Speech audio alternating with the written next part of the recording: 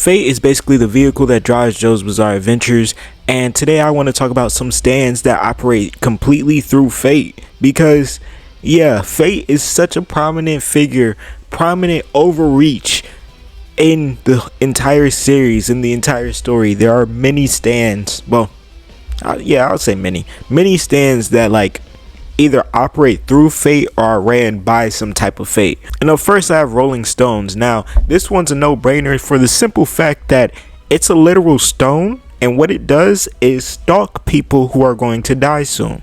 Like, genuinely imagine you're enjoying your life, having a great day, and next thing you know, you look over and you see a rock that is carved in the exact way of you dying. And the only way for you not to die in that prediction way is to touch the rock, and then the rock will kill you in a painless way, as a mercy killing. And the worst part is there's no way to stop it. There's no way to slow it down. I mean, there are ways to slow it down. We saw Mista, but even when you try to break it or whatever, the prediction will still be the same. You know, now all you did by breaking it is stop the rock, the actual rock that's intangible, from chasing you, but you're still gonna die. And honestly, I'm kind of glad Hirohiko Araki added that final episode after, you know, the Diavolo versus Giorno fight, because that was a great episode to have. That really just explains the world of Joe's Bizarre Adventures just a little bit more. Fate is not something to be fucked with, and you jumping off a building trying to destroy a vehicle of fate will not stop it. Yes, I'm looking at you, Mista. It's just insane. And to make it even more crazy, it can be seen by real people. So real people just see this rock chasing you, you know, like, because the person, the woman who jumped off the building with the rock, she was seen holding the boulder going down, you know what I mean? But so it can be seen by regular people who aren't stand users.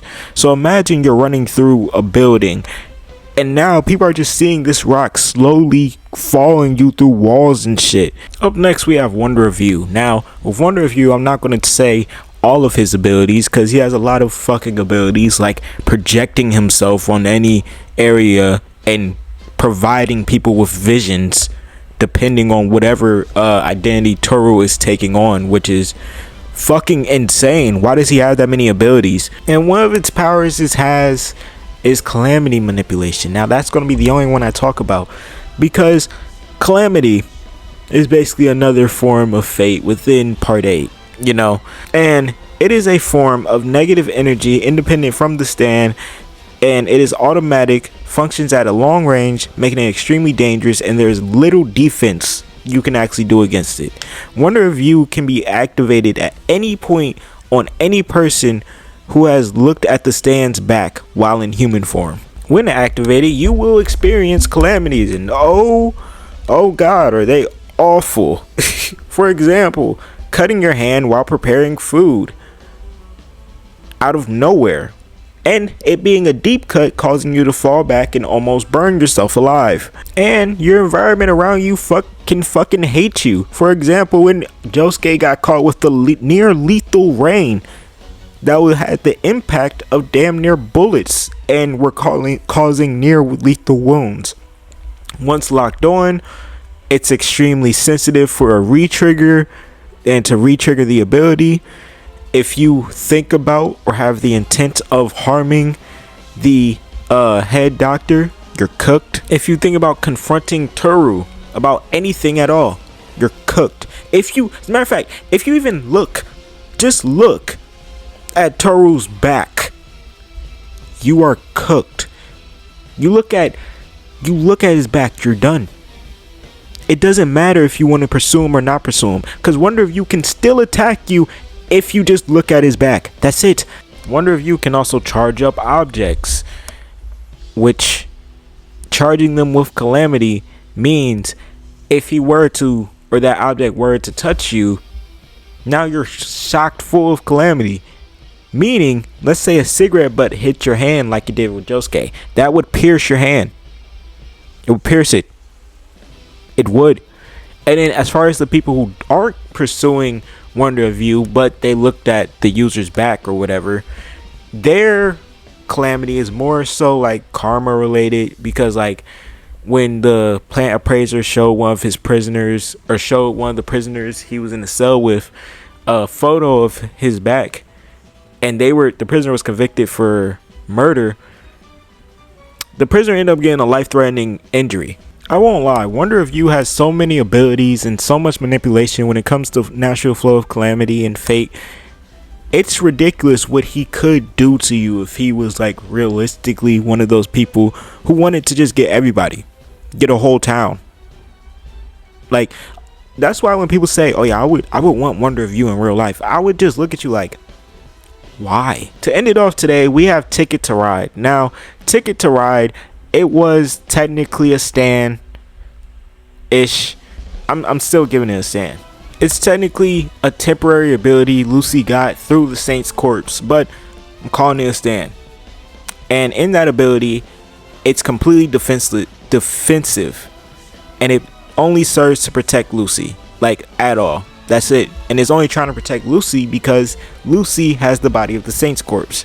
But anyway, Tear Cutter, that's one ability. She can cry and her tears are now knives, and you would think, oh yeah, that's super cool, that makes her super dangerous. It doesn't, only because as soon as she tries to attack somebody, the knives completely shatter. But that leads into her second and main ability, because if the knives were to actually successfully touch you, you would get caught in her primary ability, Divine Protection. This ability protects Lucy from any harm done to her by creating a chain of events of unlikely coincidence from her surroundings to neutralize any assailant or issue. The ability really usually only targets certain body parts like the feet or an eye, but the ability can also be applied to non-living objects. When Lucy writes a note and leaves it on the dock, when Valentine destroys it and rips it up into a bunch of pieces, a series of coincidence events recreate the note in the same location it's in that spot. So nothing really happened, even though Valentine deadass destroyed the original note. I find this one to be the coolest because imagine having to stand so defensive nothing can be done to you ever. Like nothing at all.